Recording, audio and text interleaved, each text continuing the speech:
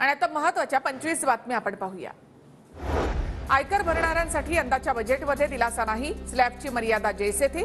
नव्या कर प्रणालीनुसार 7 लाखापर्यंतचे उत्पन्न करमुक्तचा निर्णय यंदाही कायम। केंद्राने कॉर्पोरेट टॅक्स घटवला। कॉर्पोरेट टॅक्स 30% 22%वर। कॉर्पोरेट कंपन्यांना सरकारचा दिलासा। देशातील तरुणांसाठी हा सुवर्ण काळ। 50 वर्षांसाठीच्या बिनव्याजी कर्जाच्या योजनेसाठी 1 लाख कोटींचे नियोजन करण्यात आले। केंद्रीय अर्थमंत्री निर्मला सीतारामन यांचं प्रतिपादन। 80 कोटी लोकांना मोफत धान्याचं वाटप। गरीब महिला, युवक आणि शेतकऱ्यांसाठी आमच्या सरकारची अनेक कामं। सीतारामन यांचं वक्तव्य। विकासाची दिशा आणि विकसित भारताचा संकल्प सांगणारा अर्थसंकल्प। अर्थसंकल्पानंतर उपमुख्यमंत्री देवेंद्र फडणवीस यांची प्रतिक्रिया। विकसित भारताचा संकल्प सांगणारा अर्थसंकल्प आहे। एकूणच जर आपण हे अंतरिम बजेट बघितलं तर विकासाची दिशा सांगणारं पण त्याच वेळी आर्थिक शिस्त पाळणारं अशा प्रकारचं हे अंतरिम बजेट या ठिकाणी मांडलेलं आहे। दिल्लीमध्ये जादूचे प्रयोग सुरू। अर्थसंकल्प म्हणजे जनतेला टोपी घालण्याचा प्रयत्न। जनतेला चिरडणं हाच त्यांचा विकास। अर्थसंकल्पावरून उद्धव ठाकरे यांची टीका। दिल्लीत सुरत जादूचे प्रयोग। आपण म्हणतो अरे काय अचाट माणूस रिकाम्या टोपीतून कबूतर काढलं। माझं मत यालाच, पण त्यावेळेला हे लक्षात येत नाही की कबूतर उडून गेलं, टोपी आपल्याला घातली। ही टोपी घालण्याचा प्रकार आहे अर्थसंकल्प म्हणजे।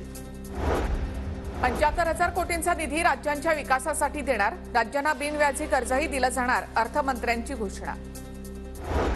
सरकारने 7 IIT 7 IIM आणि 3000 ITI सुरू केले तर देशभरामध्ये 390 नवीन विद्यापीठे उभी राहिली। येणाऱ्या काळामध्ये 15 नवी एम्स रुग्णालय सुरू करणार। अर्थमंत्री निर्मला सीतारामन यांचं वक्तव्य। शेतकऱ्यांचा माल टिकावा यासाठी गोदामांची अधिकाधिक व्यवस्था करणार। देशामध्ये लवकरच आत्मनिर्भर तेलबिया अभियान। मोहरी, तीळ, सूर्यफूल, शेंगदाणा, सोयाबीन या तेलबिया देशातच तयार होण्यासाठी विशेष प्रयत्न करणार। अर्थसंकल्पामध्ये घोषणा। दुग्ध विकास योजनेमध्ये दूध उत्पादक शेतकऱ्यांना प्रोत्साहन देणार। भारत सर्वाधिक दूध उत्पादक देश बनणार तर पशुपालनासाठी शेतकऱ्यांना प्रोत्साहन देणार। अर्थसंकल्पामध्ये घोषणा। मत्स्य व्यवसायासाठी स्वतंत्र विभाग उभारला असून मच्छीमारांच्या रोजगारामध्ये 55 लाख नव्या संधी उपलब्ध होणार। अर्थमंत्री सीतारामन यांची माहिती। कृषी क्षेत्रामध्ये 55 लाख नवीन रोजगार निर्मिती करण्याचा संकल्प। कृषी क्षेत्राला अधिक पुढे नेण्यासाठी नवी योजना राबवणार। अर्थमंत्र्यांची माहिती। देशामध्ये नवी 149 विमानतळे उभारणार। विमान वाहतूक क्षेत्राचा मागील 10 वर्षांमध्ये कायापालट। विमानतळांची संख्या दुप्पट होणार। अर्थमंत्र्यांची घोषणा। ई वाहन आणि चार्जिंग स्टेशनसाठी सरकार सहाय्य करणार। अर्थमंत्र्यांची घोषणा। विविध योजनांमुळे ग्रामीण भागातील लोकांच्या उत्पन्नामध्ये वाढ। उत्पन्नाच्या वाढीमुळे मोठ्या प्रमाणात लोक गरिबीमधून बाहेर आले। 25 कोटी लोकांसाठी विविध योजना राबवल्या। सीतारामन यांची माहिती।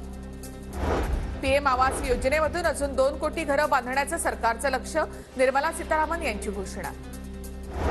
गर्भाशय कॅन्सरसाठी 9 ते 14 वयोगटातील मुलींचे मोफत लसीकरण। सीतारामन यांची माहिती।